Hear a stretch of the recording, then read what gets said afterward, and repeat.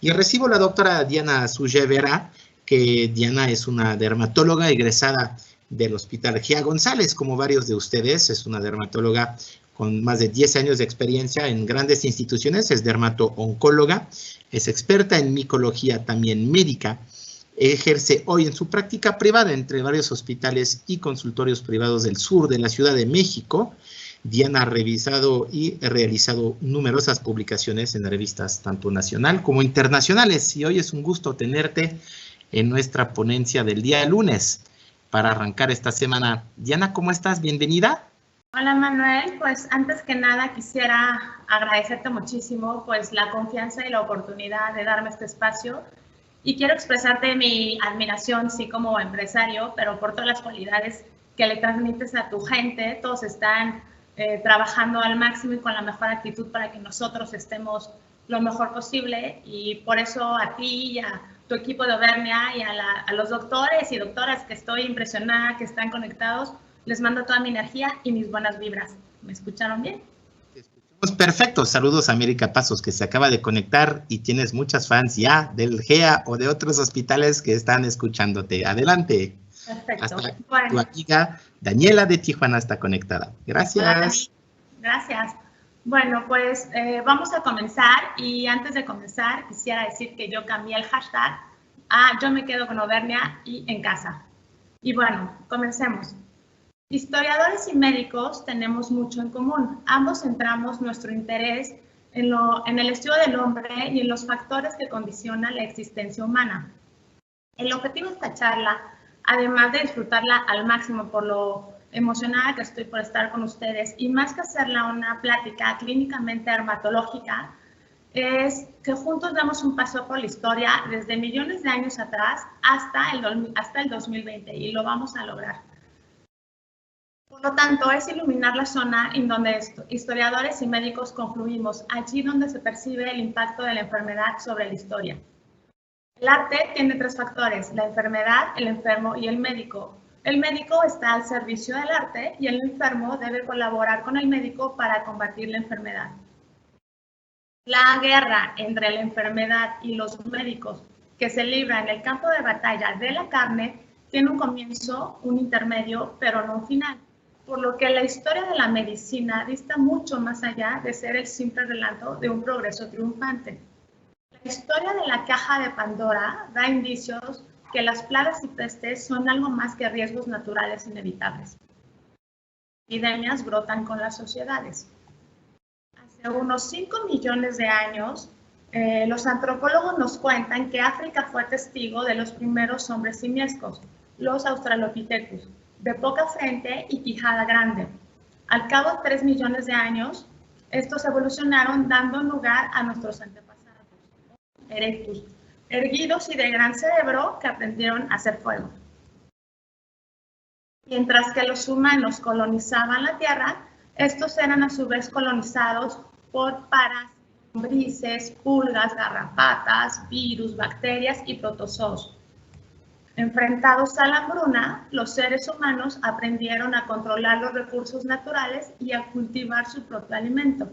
Pero si la llegada de la agricultura libró a la humanidad de la amenaza del hombre, también desató un nuevo peligro: la enfermedad.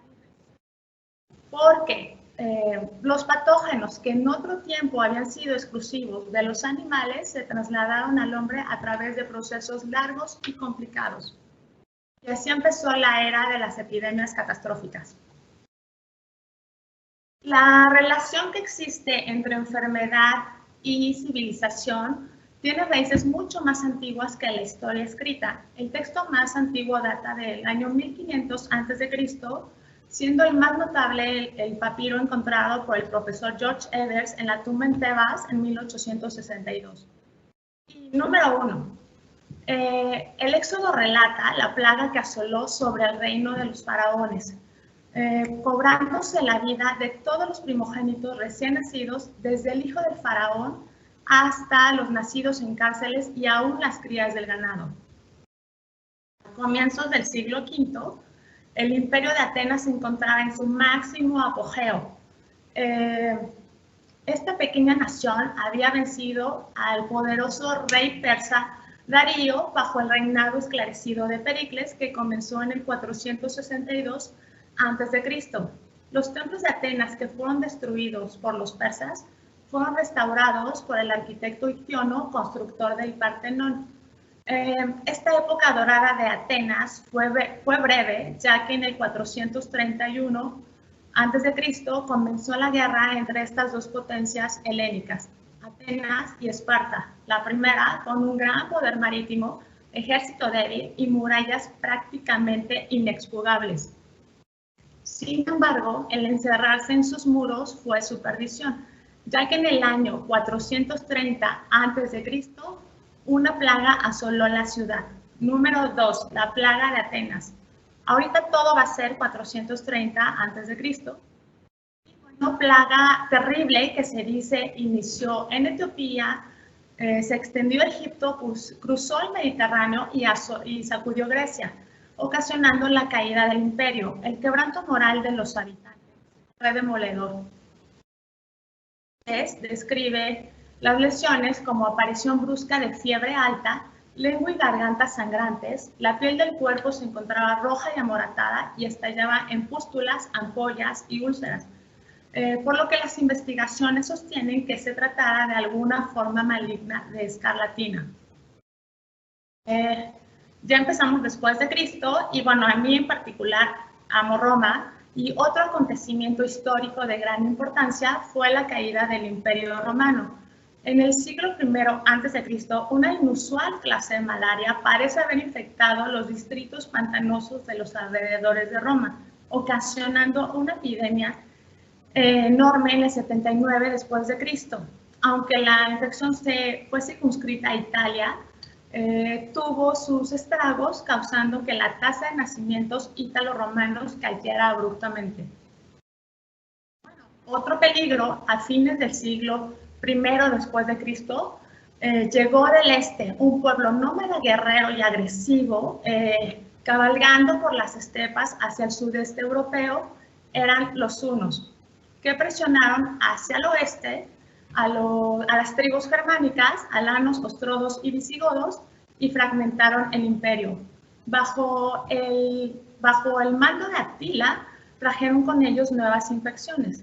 En los años 451 y 454 invadieron el norte de Italia, pero antes de entrar a Roma retrocedieron por una epidemia importante. Número 3, la plaga de Antonio, plaga antoniana o del médico galeno en el 164, la cual fue muy importante ya que fue la primera que causó la grieta en las líneas defensivas de Roma, ya que hasta el 161 las fronteras romanas se habían extendido continuo.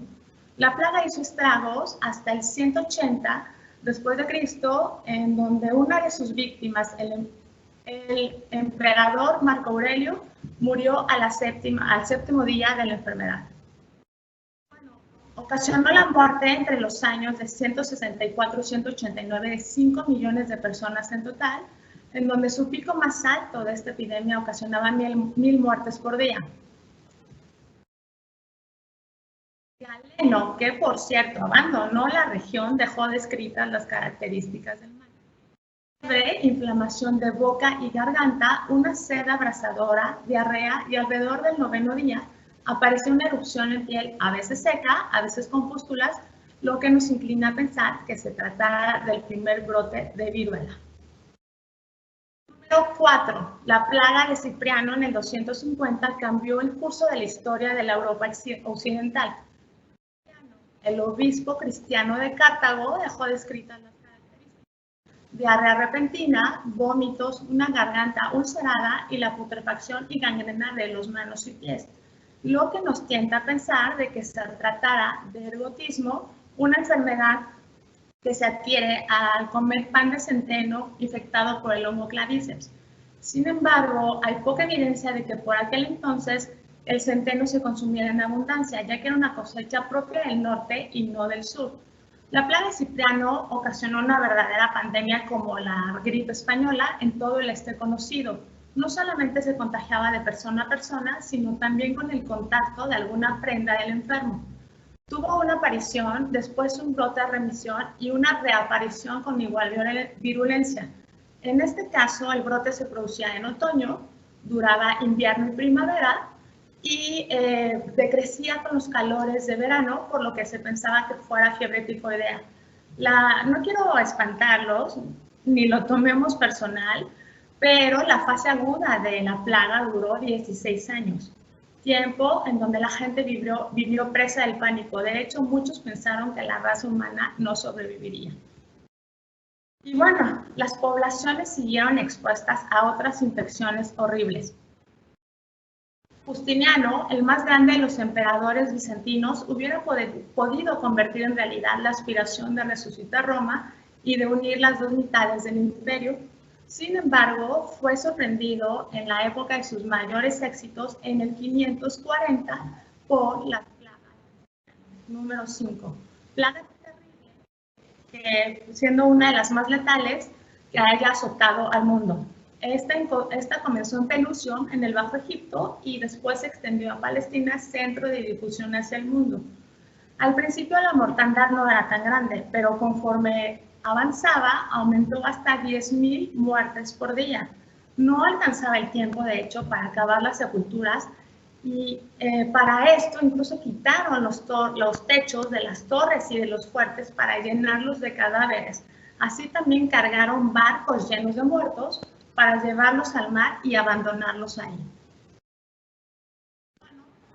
Pues sí, vamos a hacer un poquito de pausa en las muertes y vamos a retroceder un poquito en los comienzos de la leyenda griega.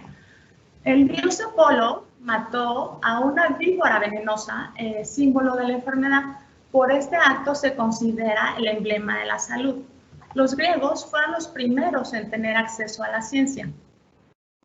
Sí, padre de las matemáticas, también inició un sistema en la medicina. Sus alumnos hablaban de la doctrina de los 4 elementos, tierra, aire, agua, fuego, y sus enseñanzas fueron recopiladas en una colección que fueron atribuidas a los médicos de Cos. Hipócrates, considerado el padre de la medicina, creó el corpus hipocrático y basándose en esta teoría de estos 4 elementos, desarrolló la teoría de los humores, por lo que a mediados del siglo IV, la medicina griega había dejado de ser meramente mágica para adquirir una base totalmente racional. Bueno, para aquel entonces, la práctica de la medicina se encontraba por debajo de la dignidad de los ciudadanos romanos, por lo que los primeros médicos fueron esclavos de origen griego. Con el reinado del gran Julio César, que les concedió libertad, y bueno, sus posiciones mejoraron bajo el reinado de Augusto. Bueno, Cristo fue el fundador de la medicina cristiana, mientras que Galeno, la autoridad reconocida e indiscutible maestro. Sin embargo, esto era raro, porque Galeno ni siquiera era cristiano. Él nació en Pérgamo, en Asia Menor, en el año 129, y dio grandes avances a nivel de anatomía y de fisiología. Bueno, regresando a las muertes, por primera ocasión estamos en oportunidad de utilizar la palabra plaga con toda propiedad, porque sin duda se trató de la peste bubónica, peste negra o muerte negra, que quedamos en el número 5. Bueno, la sintomatología era fiebre súbita muy alta y en el primero y segundo día aparecían los típicos bubones a nivel de la región inguinal y de la región axilar. Los pacientes podían entrar en un coma de forma inmediata, mientras que otros podían padecer de delirios violentos, fantasmas de que les hablaban de su propia muerte. A veces los bubones se abrían en heridas gangrenosas y el paciente moría con un gran sufrimiento. Al final de la plaga, el 40% de la población de Constantinopla, ahora Estambul, había muerto. La pandemia más destructiva en la historia de Europa es la peste negra, peste bubónica o muerte negra, que asoló al viejo continente entre los años 1346 y 1361. Se calcula que el número de muertes alcanzadas fue de 24 millones alrededor de un cuarto de la población de Europa y de Asia, y sustituyendo a la lepra como el azote de Dios. Básicamente una enfermedad de roedores que pasa de rata en rata. Y bueno, la plaga se afianzó y expolió esos espectros macabros que ofuscaban la imaginación gótica de la Edad Media. Espantosas del demonio, del infierno, la danza macabra, los jinetes del apocalipsis y la parca. Y bueno, y pues todo el mundo sabemos qué significa la cuarentena, pero ¿sabemos desde dónde o cuándo apareció? Bueno, en 1374 la República de Venecia nombró a 3 funcionarios encargados o cuyo deber era inspeccionar y excluir todas las naves infectadas. En 1377 Ragusa detuvo por 30 días a los viajeros provenientes de lugares infectados, Trentini y Giorni, pero al ver que este periodo no era efectivo de aislamiento, lo aumentó a 40 giorni, por lo que de ahí viene nuestra palabra cuarentena. Bueno, la peste bubónica también agregó otro santo al almanaque, San Roque, el patrón de la peste bubónica, oriundo de Montpellier. Él cuidó a los enfermos del norte de Italia hasta que se infectó. Enfermo y abandonado a su suerte, la historia dice que fue socorrido por un perro y se curó. Si alguien de aquí sabe un poquito más de esa historia, por favor, invito a que nos ilustren. La prevención y el tratamiento de la infección en la actualidad es relativamente exitoso. El organismo fue descubierto casi al mismo tiempo por el japonés Shamiro Kitasato y el suizo Alexander Yersin. Y ya sabemos quién ganó el nombre, Yersinia pestis. Bueno, si ustedes al oír estas palabras creen que mi relato de la muerte negra es un poco exagerado, permítanme evidenciar las palabras de Francesco Petrarca, un poeta y humanista italiano. Es posible que la posteridad pueda creer estas cosas porque nosotros que las hemos vivido casi no podemos creerlas. Número 6. Sífilis. Uno de los problemas más controvertidos en la historia de la medicina es el cómo y el por qué una infección bacteriana conocida como sífilis apareció súbitamente en Europa a fines del siglo XV. Y bueno, sabemos que uno de los terribles atributos es su paso por vía placentaria, dando lugar a la conocida triada que describió Jonathan Hutchinson. Los primeros médicos historiadores aceptan la teoría que la sífilis fue introducida por el ejército de Carlos VIII de Francia, alias el Cabezudo. Y bueno, ahora que lo veo, acepto que no tuve la precaución de buscar por qué le decían el Cabezudo, pero es otra invitación a que si alguien lo sabe, también nos pueda ayudar y podamos aprender todos. Y bueno, Carlos VIII de Francia emprendió una invasión contra Italia para atacar Nápoles en febrero de 1495, o bien dicen que empezó en Nápoles y se transmitió al ejército francés. Esto es un ejemplo de cómo una enfermedad puede alterar el curso de la historia. La historia cuenta que una vez producido el retroceso, las fuerzas se dispersaron y los hombres volvieron a su lugar de origen. Y así fue como se diseminó por toda Europa y dando lugar a que se conociera con distintas denominaciones: la francesa, la napolitana o la polaca. En China como la enfermedad de Cantón, en Japón como la enfermedad china, y los ingleses la llamaban la varicela francesa. En Francia era conocido como la Vosges-Bigot o la enfermedad española. Y bueno, hay varias teorías, pero en realidad las más importantes de la introducción de sífilis a Europa son 2. La teoría española, que dice, la primera teoría es la teoría española, que dice que la sífilis fue introducida o importada de América por los marineros de la expedición 1492 y de 1493. Cristóbal Colón fue el primero en llegar al Nuevo Mundo y como pregunta de examen de primaria, pues el 2 de octubre de 1492, de ahí se pasó a Cuba, Haití y regresó al Puerto de Palos en 1493. La segunda teoría sostiene que la sífilis se originó en África y fue introducida a España y Portugal por la introducción de los esclavos. El primer trabajo de importancia sobre la sífilis o gran imitadora es del médico italiano Girolamo Fracastoro, el cual en 1530 escribió un largo poema titulado Sífilis o mal de los galos.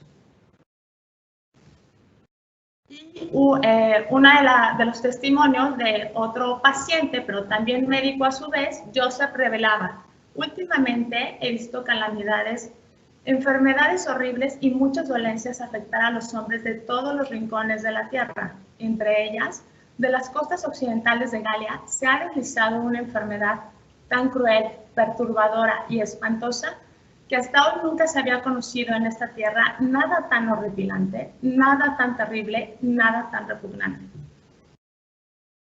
Y bueno, los efectos de la sífilis en la historia son devastadores. Magníficos seres fueron destruidos en masa. Brillantes hombres de Estado en posición de poder se convirtieron en idiotas jocosos. Artistas, pintores y poetas se transformaron en verdaderos estropajos. Y hemos llegado a la parte que más me gusta, la de la historia y los personajes. En esta plática les voy a hablar de 3 personajes con un poquito más detalle. Todos son hombres. Después ya, si quieren, organizamos una donde sean mujeres. Pero bueno, vamos a empezar con estos 2 personajes de su parte superior derecha. Y comencemos con el de la mirada coqueta y que parece estar de mejor humor. Iván ascendió al trono a los 3 años de edad. Según los parámetros actuales, Iván fue un déspota cruel aún en sus años juveniles. Sin embargo, para la Rusia de aquel entonces e incluso para las costumbres europeas, las reglas que estableció fueron sabias y humanitarias. En 1552, Anastasia tuvo a su primer hijo, Dmitri, el cual falleció por sífilis congénita a los 6 meses de edad. A los 9 meses nació Iván y posteriormente nació Fedor, quien sobrevivió a Iván el Terrible. Fedor, de complexión media, bajo, con tendencia a hidropesía, nariz aguileña, sonrisa insegura en su andar, sonrisa tonta, personalidad simple, poco ingenioso, pues no se pudo hacer el diagnóstico certero de que tuviera sífilis, pero es muy probable que Fedor la haya padecido, ¿no creen? Ustedes también me dirán si creen que Fedor padecía sífilis congénita. En 1561 muere Anastasia y esto derrumbó el ánimo de Iván. En 1564 comenzaron los rasgos de sífilis terminal y en el 65 las ejecuciones. De ahí en más, el reinado de Iván se convirtió en un relato tormentoso, plagado de torturas, azotes, gente quemada y hervida y de toda clase de muertes espeluznantes. Casi 20 años de horror, de 1565 a 1584. El 19 de noviembre de 1581, Iván el Terrible apuñaló a su propio hijo, el zarevich Iván, en un ataque de furia, salvando así a Rusia de un régimen sangriento aún peor que el de su padre, ya que Iván hijo había crecido desde chiquitito en la crueldad y en la codicia. Los últimos días de Iván fueron tormentosos, no podía dormir, tenía alucinaciones y siempre estaba rodeado de adivinos. A su muerte dejó en manos de Fedor el trono, un idiota congénito, incapaz de reinar, cuya muerte en 1600 dejó en un caos a Rusia. No fue hasta el 1613 la elección del primer Romanov, la dinastía que reinaría hasta principios del siglo XX. ¡Wow!, ¿no? Y bueno, vamos con el segundo personaje, Enrique VIII, sus muchas enfermedades y sus muchas esposas. Así como hay constancia de que Iván era sifilítico, no hay ninguna seguridad de que su contemporáneo Enrique VIII también lo fuera. Todo el mundo coincidía que sus heridas sufridas en los torneos, la gota, la osteomelitis del fémur el escorbuto, la varicela que padeció a los 23 años de edad, el paludismo que tuvo su primer brote en 1521, ya que era una enfermedad muy común del siglo XVI, la obesidad, pues todas estas fueran causas del cambio de carácter que evidenció a los 40 años. Y bueno, defendiéndolo o no, pues ¿quién no va a cambiar de carácter? Claro, sin llevar a nuestras esposas, bueno, a sus esposas a la horca, ¿o sí? Enrique VIII fue nacido en 1491, 2 años antes de que la sífilis llegara a Europa, pero no hay una buena razón para pensar de que se haya librado de esta. La incapacidad para producir una línea sana de varones fue el comienzo del fin de la dinastía Tudor. Enrique tuvo 4 hijos. Henry, que murió a los 17 años por una infección pulmonar, quizá tuberculosis. La reina Elizabeth, hija de Ana Bolena, o Isabel I, que la historia la describe como corta de vista e incapaz de embarazarse. María Tudor, hija de Catalina de Aragón, también descrita como corta de vista, hablaba en voz fuerte, característica de los sordos, tenía una nariz ancha y chata, de donde emanaba una pus maloliente que ocasionaba quejas, pues obviamente justificadas, de su esposo Felipe II. Y Eduardo, su hijo legítimo por parte de los Seymour, que murió a los 15 años de edad, nunca fue sano y su causa de muerte permanece en un misterio. Lo que sí se sabe es que enfermó en 1552 por sarampión y viruela y en 1553 por TB pulmonar. En las últimas 2 semanas, antes de que muriera Eduardo, le apareció una erupción, se le cayeron las uñas y se le cruzaron los dedos, por lo que se cree pues que hubiera sido envenenado. Y bueno, si vemos esa foto, pues a los 19 años Enrique lo tenía todo. Belleza física, magna presencia, encanto, inteligencia. Enrique disfrutaba de todos los deportes, de danza y de la música, y su consejero Thomas Wolsey lo describe como sólido de opiniones, firme y difícil de disuadir. Wow. Y bueno, la Segunda Guerra Mundial conoció la introducción de ¿qué? De la penicilina, ahí está Fleming, la cual fue aplicada por John Mahony en 1943 con bastante éxito, y no solamente para tratar sífilis, sino para tratar la segunda infección venérea más importante, la antigua gonorrea. Número 7, viruela o el conquistador conquistado.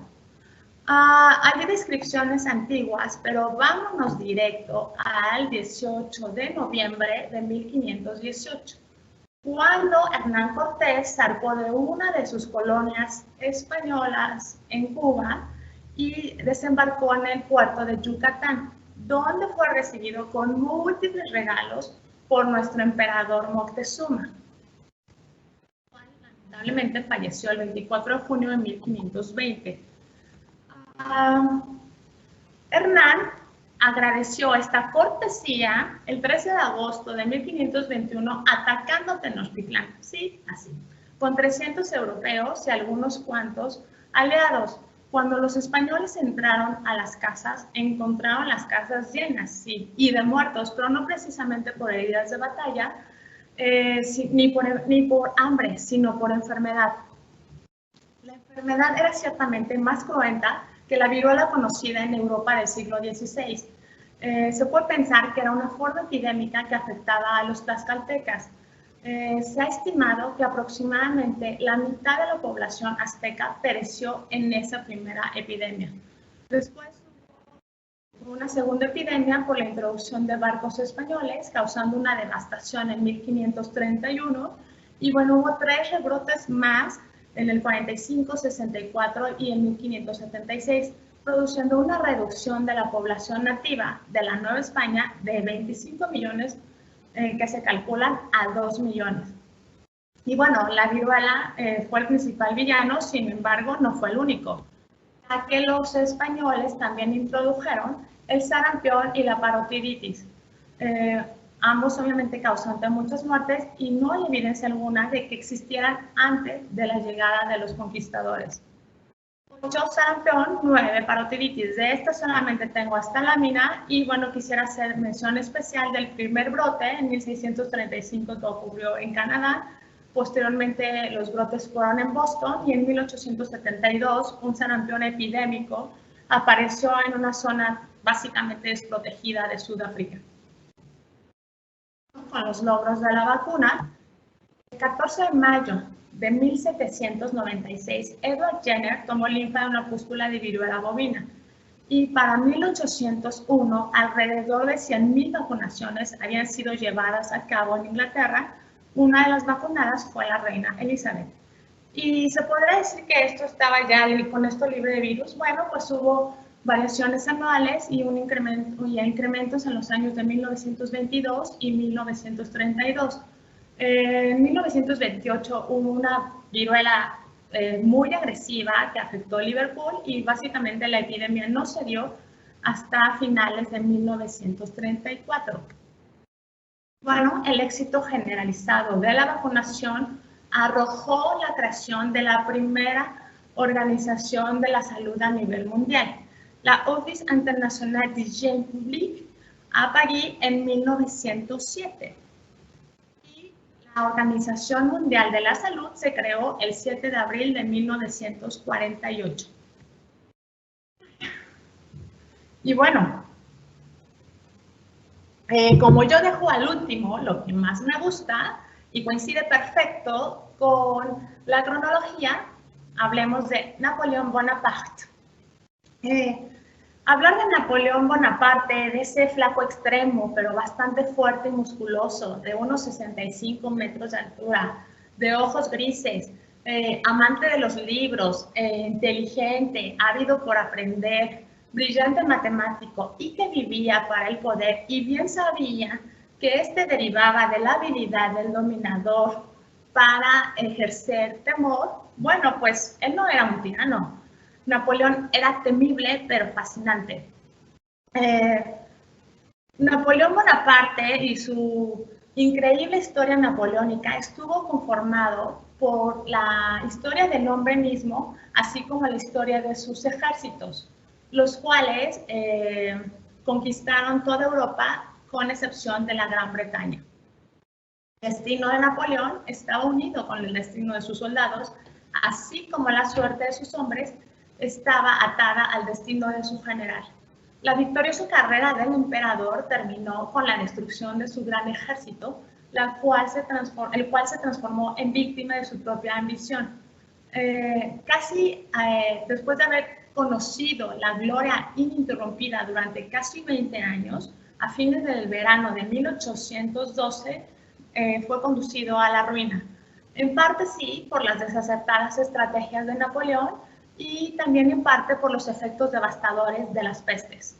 La principal y la más destructiva, una epidemia típica de la guerra, tifus o fiebre carcelaria. Y tifus o fiebre carcelaria es una enfermedad de la suciedad. Es la mayor causa de muerte en los tiempos de guerra. Es característica de los campamentos inmundos y de los soldados mugrientos, con todo respeto.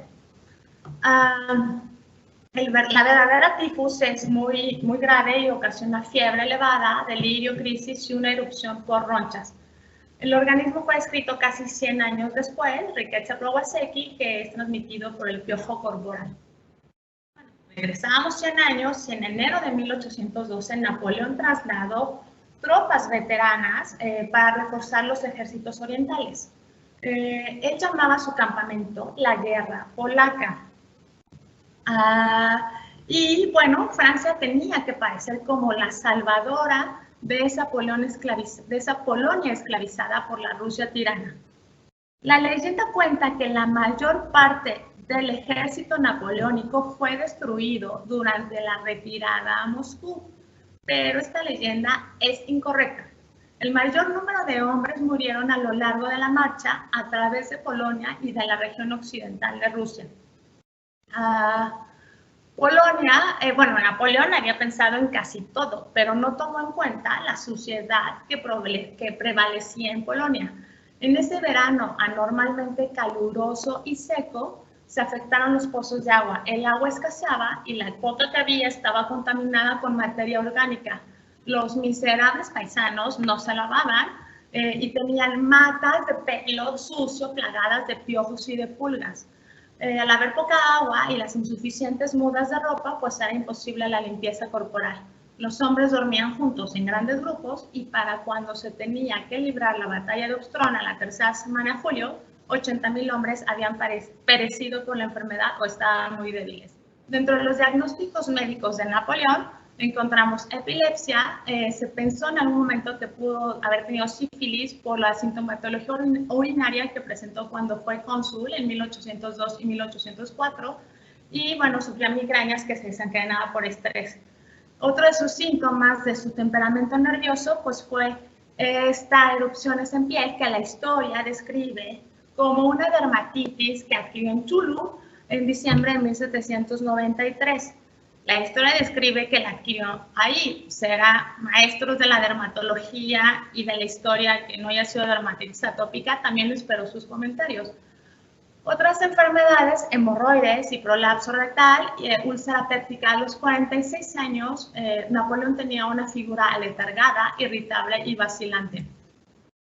En el camino de regreso a Moscú, los franceses en su retirada y los rusos en su persecución habían infectado a los alemanes de tifus, por lo que toda Europa central y del este sufrió una epidemia en otoño e invierno de 1813 y 1814.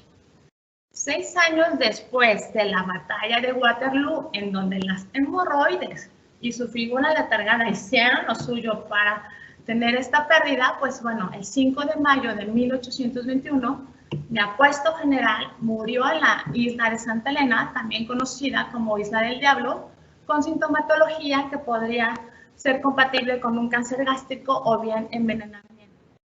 Y bueno, aliados, el general Hambruna y el general Invierno convirtieron en un desastre la invasión de Rusia por las tropas napoleónicas.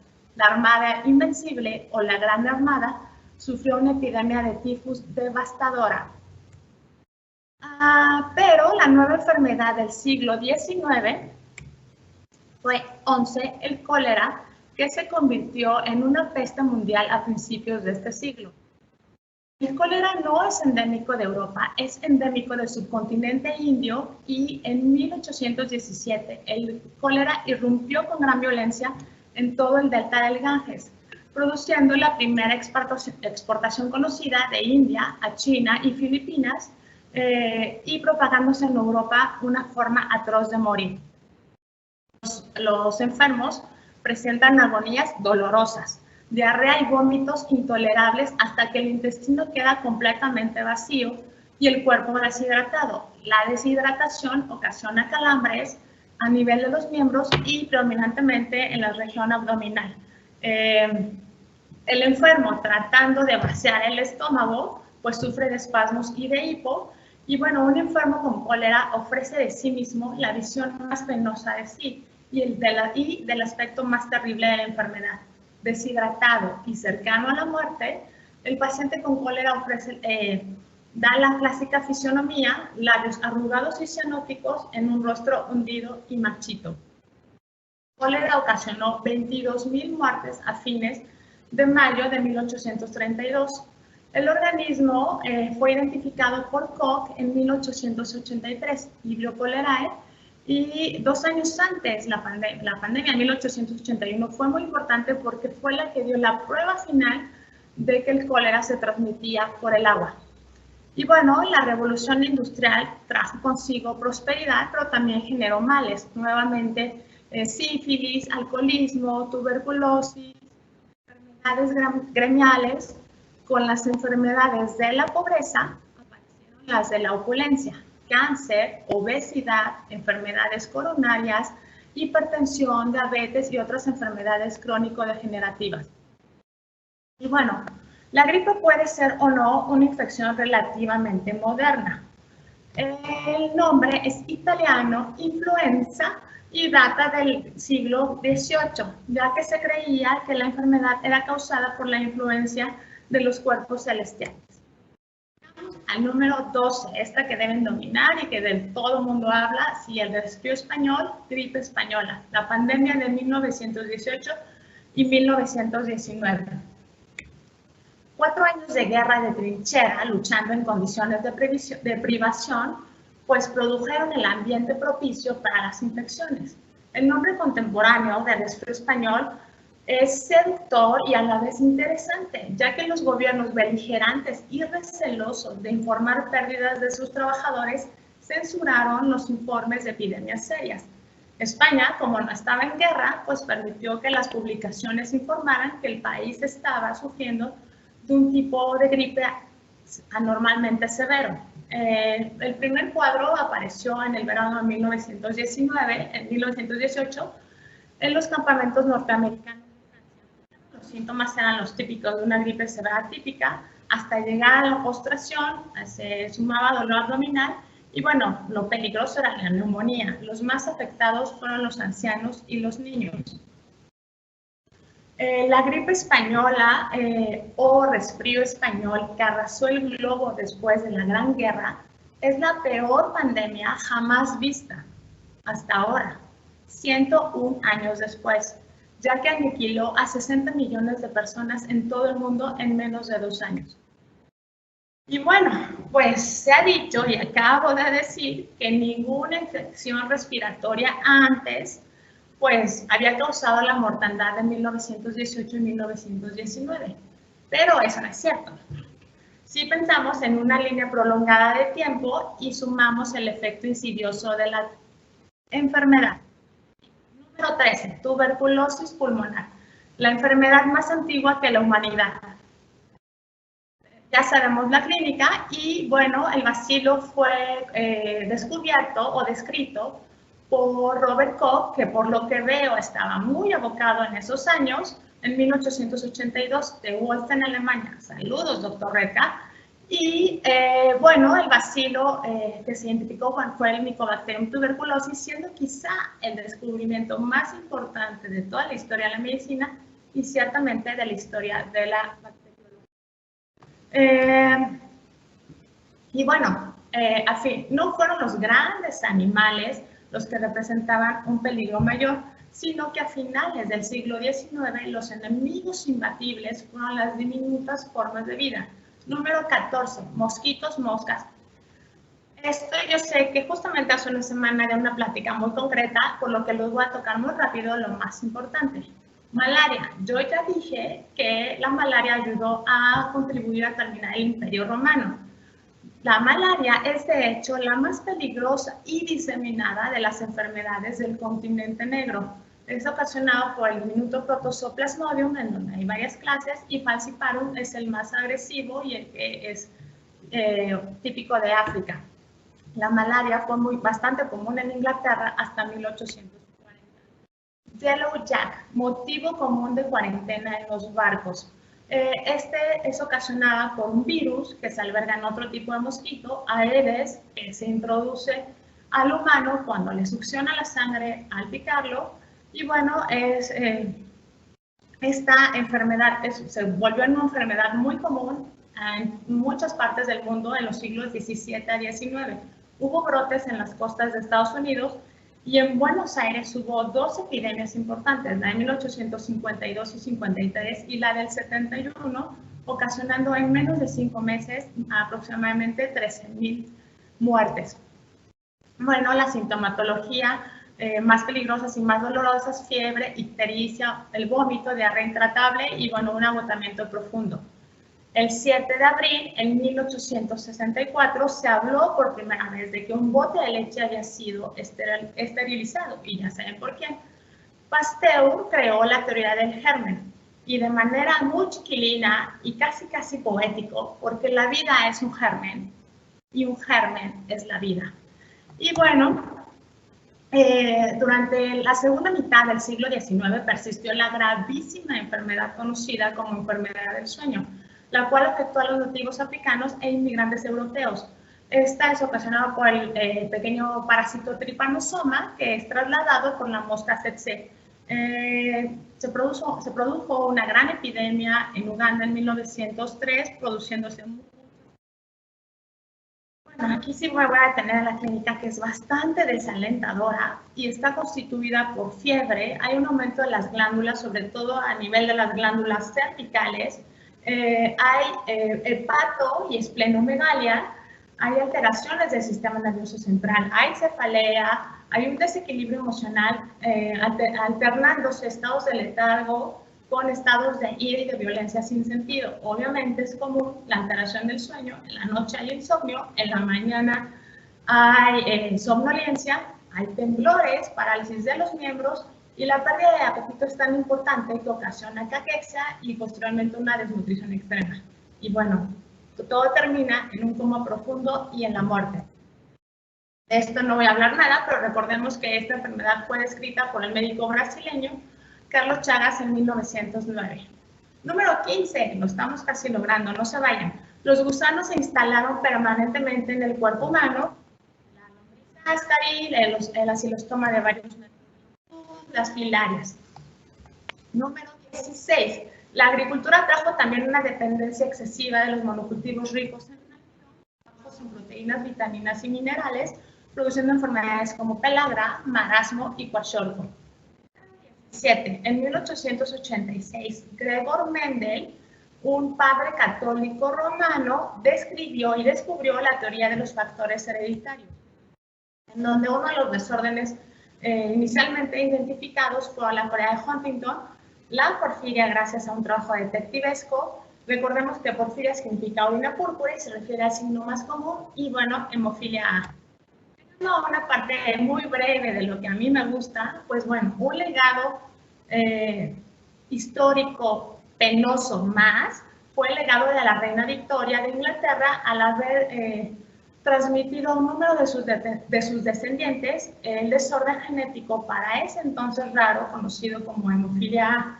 De las 5 mujeres de la reina Victoria, la más pequeñita sobrevivió y fue conocida como Alix, la cual se casó con el amor de su vida, amor a primera vista, Nicolás II, autócrata, zar y emperador de Rusia. La verdad, ellos no me caen nada bien, ni tampoco Rasputín. Y bueno, así es como el gen hemofílico de la reina Victoria llegó a los miembros de la familia Romanov, en especial Alexis Nikolayevich. 8. Otra de las grandes epidemias fue esta sugestión masiva y la histeria en multitud. Pero para hablar de sueños de un paranoico y su esquizofrenia, esa es otra historia. Llegamos al siglo XX y bueno, aparecieron los dilemas de cómo es que una droga pudiera ser invalorable en la cura de ciertas enfermedades y a la vez tener peligrosas consecuencias. Si hablamos de talidomida y su uso en el embarazo. 19. El SIDA llegó a oídos de los médicos en 1981. Causando un periodo de pánico y de inculpación en las víctimas. En 1983, el agente causal fue identificado como un RNA retrovirus y en 1986 la OMS creó el Programa Global de SIDA. Y llegamos al 20, síndrome respiratorio agudo severo o SARS. 2003. SARS, por sus siglas en inglés, es una neumonía típica que apareció en noviembre del 2002, ya saben dónde, en la provincia de Cantón, en China, y bueno, se ha estimado que la tasa de mortalidad va de 13 al 18.2%, y bueno, inicialmente el virus había sido clasificado como un paramyxovirus, pero los laboratorios y los científicos de la OMS lo clasificaron como un SARS-CoV tipo de coronavirus que no había sido conocido con anterioridad en los seres humanos y ocasionando la muerte de casi 800 personas en no menos de 20 países. Y ahora tenemos la versión 2 y mucho más potencial.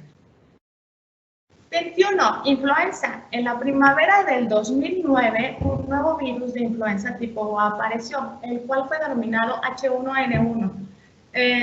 Apareció en Estados Unidos y se propagó rápidamente por todo el país y al resto del mundo. Estados Unidos estimó que aproximadamente 575.400 personas murieron en todo el mundo durante el primer año de circulación del virus. En agosto del 2020, la OMS anunció el fin de la pandemia de influenza. Y lo hemos logrado. 22. Corona. Lo digo así en honor al doctor Redka, que obviamente no tengo ni su encanto ni su acento, Pero bueno, corona, del cual no les voy a hablar absolutamente nada, porque pues ya son expertos en lo que han leído y en lo que hemos aprendido en estos foros con el doctor John Gavira. Pero lo que sí vamos a hacer es que si estuviste con nosotros todo este maratónico paseo, a través de Manu y su gente vamos a mandarles un atlas de lesiones dermatológicas en coronavirus. Y bueno, cada era, cada época ha traído progresos innegables contra los males físicos y mentales, pero lo cierto es que con el correr del tiempo, la humanidad se ha enfrentado a nuevas e imprevistas amenazas, en donde la piel ha sido blanco y espejo de estas. Gracias, y a Manu te cedo la palabra. Muchísimas gracias, gracias por ese gran maratón en 20 etapas. Te mando un fuerte saludo, Margarita Arroyo, desde Querétaro, la doctora de Hoyo también conectada, Ingrid López, los cirujanos, Enrique y Jorge Ángel, seguramente se van a reconocer, así como Hernán y Lupita Estrada desde el puerto de Acapulco, te mando un fuertísimo abrazo. Te felicitan, Leonel, dice muy bien de comentado, abrazo, doctora, felicidades, Leo estuvo conectado todo el tiempo. Hay varias preguntas que yo tengo en mi WhatsApp y aquí dice Diana Márquez, que nos ayudó, que Carlos VIII Cabezudo era porque murió por un golpe en la cabeza en la batalla con el Imperio Español, así que fue por el golpezazo en su cabeza que lo llamamos. Por la forma. Así que interactuando la gente, te podemos seguir, Diana, en Diana S. Vera de RA, de doctora.Diana S. Vera en Instagram, te podemos seguir en Facebook, doctora Diana Sujet Vera, y también ahí está tu WhatsApp, tu celular, tu mail, porque seguramente mucho que decir y que intercambiar. Gracias por haberte prestado a eso. Ahorita yo te tengo un par de preguntas. De todas las investigaciones que has hecho, finalmente cada vez que hay una pandemia se dice que es peor que la otra. ¿Habrá un ranking de las más letales, sin duda, de las más virulentes en su propagación y rapidez, de las más anunciadas y sonadas en los medios de comunicación? Pero para ti, ¿cuáles son, si no tus favoritas, las que destacan en la historia de la humanidad en esa investigación que hiciste? Pues si no mis favoritas, digo, lo que es un hecho es que ahorita coronavirus ha sobrepasado a la pandemia, o quizá, ojalá que no, pero pueda sobrepasar la pandemia de 1918 y 1919, que sin duda pues esa fue como el top.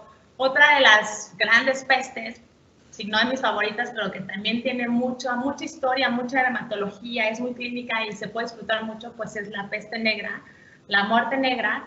Y bueno, pues también la plaga de Galeno, pues para mí son como de las favoritas. Realmente, no, y bueno, hay que decir, la sífilis también la disfruto muchísimo, no tanto por la clínica, pero además también por todos los efectos que tuvo sobre estos grandes personajes y que los transformó completamente, haciendo que tomaran decisiones pues totalmente quizá ocasionadas por la enfermedad, ¿no? Eso era la segunda pregunta. Saludamos a la doctora Espinal, que te felicita y siempre fiel aquí. Gracias, doctora, por saludarnos. Y de verdad todos saludan el gran trabajo y la elocuencia con la cual pudiste sintetizar esto. ¿En qué grado finalmente cada enfermedad y epidemia ha llevado a un componente de estado del ánimo?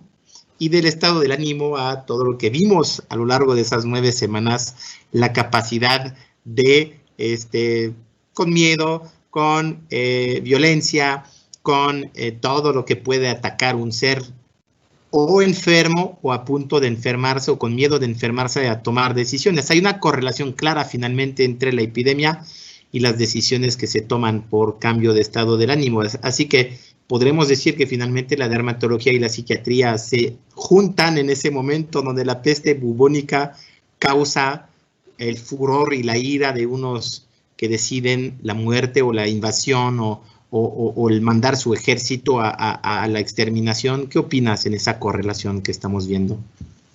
Sí, claro. Como te decía, yo creo que las enfermedades sí tienen su efecto en la historia y el estado de ánimo. Hay cambios emocionales secundarios a la infección virales o bacterianas que pues van per se al microorganismo, pero también van de la mano a estos sentimientos de impotencia, de tristeza, que llevan como a sumar a que algo que podríamos estar sobrellevando pues de manera, pues si no normal, ¿no? Relativamente bien, el sumar todos estos efectos devastadores de la enfermedad, pues sí puede contribuir a que nuestro organismo esté mucho más susceptible, pues, a los efectos de ese virus, o en este caso virus, o de la bacteria. Entonces, por supuesto que tiene los efectos, yo creo que hasta en, pues quizá un 80-90% por todas las cuestiones investigaciones que hice, que sí realmente los efectos emocionales de las pestes, epidemias o enfermedades a grandes escalas son importantes en el impacto emocional y de las decisiones futuras de la gente. Muy bien, concluyendo diciendo que varios dermatólogos y dermatólogas no nos harán mentir, lo mencionó el doctor Leonel Fierro el otro día en un Instagram Live, que la parte del origen de la dermatología clínica mexicana viene de su influencia de la europea y la francesa en particular, y que hay una gran correlación, nuevamente, porque así se estudia en Europa, dermatología, venerología, las enfermedades venerianas y las dermatológicas se estudian bajo una misma cúpula. Aquí reuniste finalmente virus, pandemias y enfermedades de transmisión de tipo sexual que sin duda se reagrupan dentro de lo que podría ser un panorama de alcance de un dermatólogo capacitado en la clínica y en sus manifestaciones. ¿Qué tanto tú revisando eso te diste cuenta que en México, si bien tenemos, como lo dijo la doctora Miroslava el otro día, epidemias y viruses como dengue, chikungunya, zika, la parte de enfermedades tropicales, la malaria ha bajado bastante y las enfermedades de transmisión sexual no dejan de existir, pero no deciman poblaciones como antes? Así que el trabajo de los dermatólogos ha cambiado un poco, pero no del todo, ¿estamos de acuerdo? Pues yo creo que no ha cambiado, o sea, creo que realmente uno de los objetivos de esto, sí por la emoción de estar con ustedes y que iba en tema con lo de pandemias, pero bueno, el dermatólogo en la piel es el espejo justamente donde se expresan muchas enfermedades y por supuesto, no muchas, casi todas. Entonces, nosotros como dermatólogos debemos estar conscientes de cada cuadro clínico, de cada organismo causante, y a lo mejor las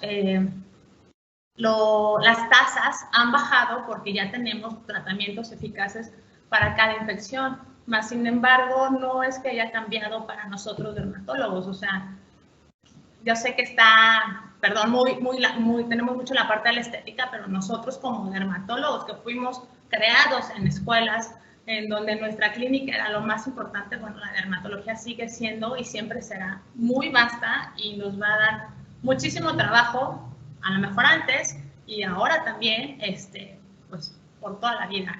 Yo la verdad soy amante de la clínica y bueno, muchos profesores y maestros de la dermatología no me dejarán mentir que bueno, la dermatología tiene su parte estética, pero el 80% es clínica, por lo que creo que no ha cambiado. No, y por eso tan incluyentes que en Auvernia proponemos agendas como la que ves de esta semana, diversas, donde abordamos temas de lo más clínico a lo más histórico, lo más cultural, a lo más científico, estético, anímico y negocio, porque creemos que la totalidad de esos aspectos se deben de cubrir. Te acaba felicitando Enrique García Moray, que dice elocuente, y felicita a la doctora de mi parte, por favor. Así que, Quique, un abrazo también. La agenda, Diana, agradeciéndote, no te nos vayas. Mañana estaremos a las 10 de la mañana en vivo desde París con NSTF y sus combinaciones. Volveremos un poquito con una gran clínica, pero también que hace mucha medicina estética, la doctora Ingrid López, otra dermatóloga. Será un gusto tenerla mañana nuevamente para los procedimientos médicos, combinaciones, efectos de todo lo que puedes hacer con NSTF después de la teoría de la semana pasada. También tendremos el día miércoles para revisar y terminar de ver la agenda SBR en vivo desde Francia con la capacitadora Sophie Sansornia, que será un gusto a las 10 de la mañana enlazarnos con ella desde París. Jesús Chicón desde España nos hablará de todo sobre las microcánulas desde Barcelona el día jueves. Todo eso en vivo, qué suerte tenemos, y terminaremos el jueves casi la semana con Manuel Fuchs con Futurología e Inmunología, una plática que no se pueden perder, sé que te va a gustar. Charla y tertulia entre gente sabia el día jueves a las 5 de la tarde. Terminaremos la semana con Raúl Galindo, que nos pidieron que volviera y vuelve con la importancia de la capacitación empresarial para el éxito de mi negocio, con grandes testimoniales de gente que ya tomó el curso, sus ejemplos, sus tips, sus consejos, así que no te lo pierdes. Será el día viernes 29 de mayo, una forma bella de terminar esa semana. Diversa, como el arco iris, como la dermatología clínica estética, la dermatopato. Pronto tendremos una dermatopato con nosotros, también egresada del GEA, así que no dejen de ver todo el programa. Descarguen su diploma en auvernia.mx/registro. También tendremos la posibilidad de contestar las preguntas de las encuestas muy cortas. Es importante para nosotros, sobre todo para los ponentes. Contesten la encuesta que les mandamos por mail y por WhatsApp.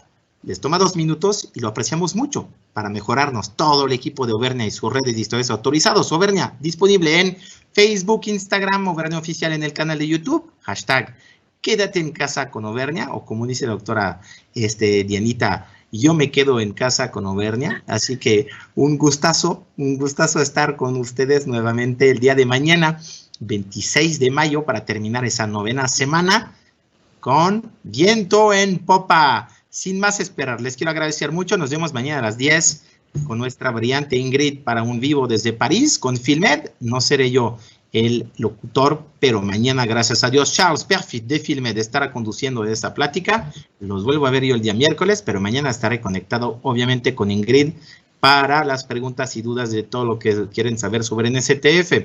Así que gracias, Diana, y gracias a nuestra Diana, gracias a Adriana, gracias a Yair, Brandon, Pancho, el tributo a todos los que hacen ese curso posible. Gracias, Karen, por subir esa plática en el canal de YouTube en muy poco, para si no tuviste tiempo de verlo en vivo. Saludos, Cristina, hasta Querétaro. Margarita, Claudia, tenemos un club de fans tuyos ahí en Querétaro que nos mandan un fuerte abrazo. Así que gracias y hasta el día de mañana. Diana, ha sido un honor y vuelves cuando quieres. Es tu casa. Hasta luego a todos y a todas. Nos vemos mañana. Gracias.